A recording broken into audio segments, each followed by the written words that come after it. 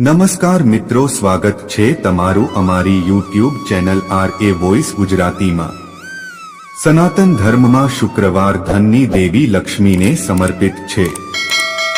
ધાર્મિક માન્યતાઓ અનુસાર આ દિવસે વિધિ પ્રમાણે દેવી લક્ષ્મીની પૂજા કરવાથી ભક્તોના જીવનમાં ચાલી રહેલી આર્થિક સમસ્યાઓ દૂર થવા લાગે છે। જ્યોતિષ શાસ્ત્ર અનુસાર કેટલાક એવા કાર્યો છે જે શુક્રવારે ન કરવા જોઈએ। જો ભૂલથી પણ આ વસ્તુઓ થઈ જાય તો દેવી લક્ષ્મીની નારાજગી સાધકને ભારે પડે છે। જો ભૂલથી પણ આવા કામ કરવામાં આવે તો તે ઘરમાં લક્ષ્મીજી નારાજ થાય છે, તે પરિવારને જીવનભર ગરીબ બનાવી દે છે। તો મિત્રો, તમારે ધ્યાન રાખવું જોઈએ કે અમુક ઉપાયો ભૂલથી પણ ન કરવા જોઈએ। જે ઘરમાં આવા ઉપાયો થાય છે તે ઘરમાં ક્યારેય લક્ષ્મીજીનો વાસ થતો નથી। ચાલો જાણીએ શુક્રવારના નિયમો સાથે કયા ઉપાયો કરવા જોઈએ જેનાથી માં લક્ષ્મીજી નારાજ ન થાય। શુક્રવારે આ ભૂલો ન કરો। શુક્રવારે ભૂલથી પણ માંસાહારી ભોજન ન કરવું જોઈએ। આ દિવસે દારૂ, માંસ વગેરેથી દૂર રહેવું જોઈએ। એવું કહેવામાં આવે છે કે આવું કરનાર ભક્તો પર દેવી લક્ષ્મી નારાજ થઈ જાય છે અને પોતાના ઘર અને પરિવારથી દૂર ચાલી જાય છે। તેમના ગયા પછી વ્યક્તિને જીવનમાં આર્થિક સમસ્યાઓનો સામનો કરવો પડે છે। જ્યોતિષ શાસ્ત્ર અનુસાર શુક્રવારના દિવસે કોઈ પણ વ્યક્તિ સાથે વાતચીતમાં અભદ્ર ભાષાનો ઉપયોગ કરવો પ્રતિબંધિત છે। શુક્રવારના દિવસે અપશબ્દોનો ઉપયોગ ભૂલથી પણ ન કરવો જોઈએ। અપશબ્દોનો ઉપયોગ કરવાથી તમારું આ વર્તન તમને આર્થિક તંગી આપી શકે છે।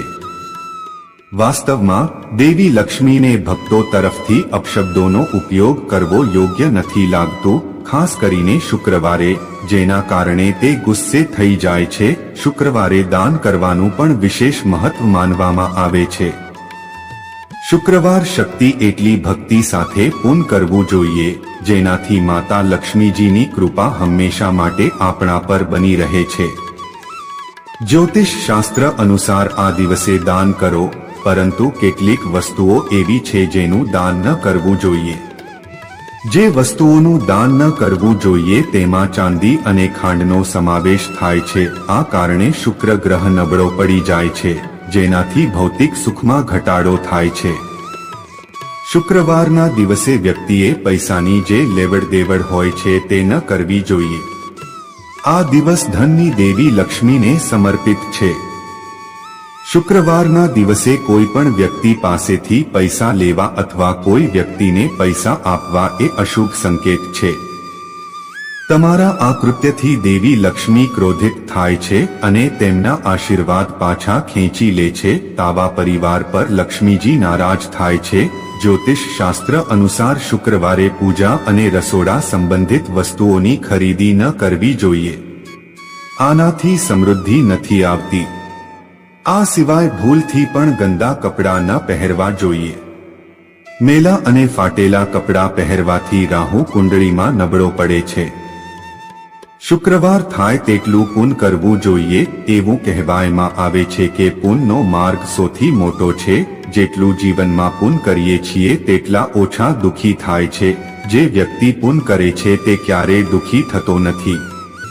આવી ભૂલો શુક્રવારના કરવાથી ઘરમાં લક્ષ્મીનો વાસ થાય છે અને ઘરમાં સુખ, શાંતિ અને સમૃદ્ધિ તેમજ અખૂટ ધનની પ્રાપ્તિ થાય છે।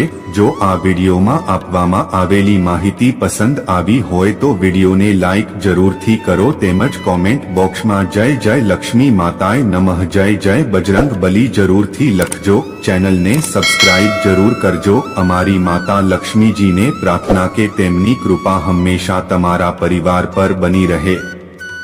વિડીયોમાં અંત સુધી જોડાયેલા રહેવા બદલ તમારો ખૂબ ખૂબ આભાર। જય શ્રી કૃષ્ણ।